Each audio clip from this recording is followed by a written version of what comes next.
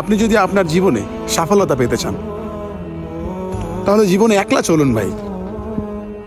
আর একটা কথা মনে রাখবেন, জীবনে যখন আপনি একলা পথ চলা শিখবেন আপনাকে আর কেউ ঠেকাতে পারবে না।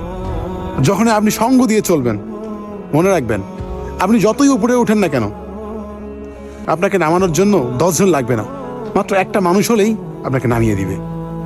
তাই জীবনে ভালো কিছু করতে গেলে, ভালো কাজে সাফল্য হতে গেলে আপনাকে একলা চলতে হবে। আর বিশ্বাসটা সবসময় নিজের উপরে রাখতে হবে, কোনো মানুষের উপর রাখা যাবে না, আর উপরে আল্লাহর উপর রাখতে হবে।